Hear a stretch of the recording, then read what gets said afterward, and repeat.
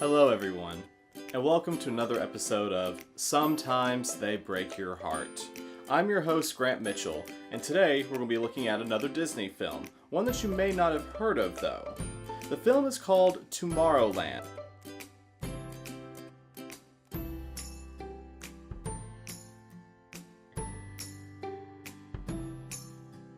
It is a film directed by Brad Bird, who you may remember from such films as The Incredibles or my personal favorite, The Iron Giant.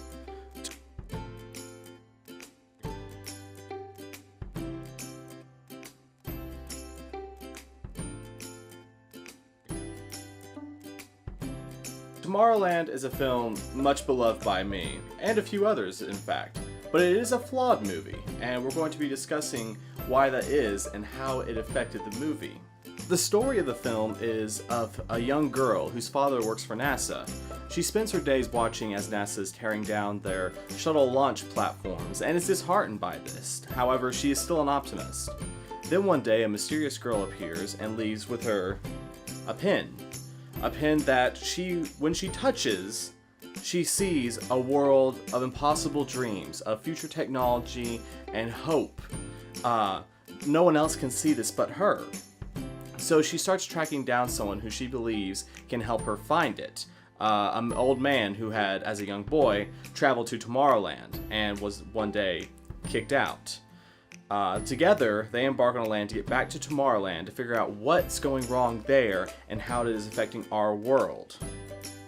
The various themes that play out in this film are hope versus despair, innovation versus stagnation, and they're quite common themes you can see in films today, but this film really tries to tell you what its message is.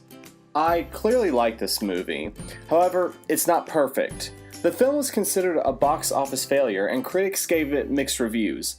My reasoning for this comes to a thing of balance. I feel like this film tipped the proverbial speech scale way off and failed to balance it out. Balance does play a huge role. The movie starts with about a 15-minute prologue and then jumps to a complete new set of characters to catch up on and follow. Then the characters are sent on a quest to find the Sacred Lost City, which they eventually find and spend the remaining 25 minutes in.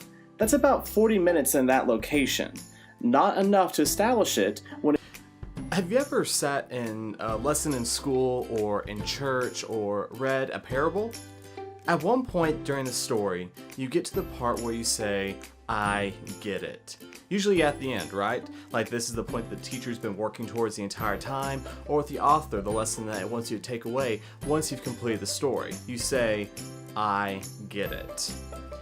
In the film Tomorrowland, you find yourself saying, I get it, about 20 minutes in. Shortly after the prologue and during the opening sequence when we're introduced to our real protagonist, Brit Marlin. This is not really good. The film tries to show that the reason everybody's so depressed and everything on media is so dark is because of a doomsday clock in Tomorrowland making us that way. Then there was a twist that showed that George Clooney's nemesis is responsible for it, even though he doesn't seem to know it at first. If you're having trouble following this, it's because I do as well. There is an attempt at a plot twist here where there doesn't need to be, and it doesn't do well on screen. For all the preaching that the film does, it stays remarkably neutral throughout. It's neither too light-hearted to be a children's movie, nor too dark to be an adult movie. The target audience is implied to be possibly millennials and children, but is never explicitly stated, while everything else in the film is explicitly stated over and over and over again. Again, remember, I get it. Despite all these flaws, I love the film. I'll doubtlessly show it to my children one day to illustrate to them why you should never stop trying to achieve your goals and never stop dreaming, and why liberal arts are important. But it is a flawed film.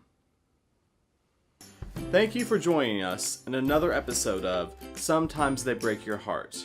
I hope I've imparted onto you why I love this very flawed film and why it's okay to do that. Next week we'll be discussing Star Wars Episode II: Attack of the Clones, a film that The New Yorker once called much better than Star Wars Rogue One. We'll also discuss why that is wrong.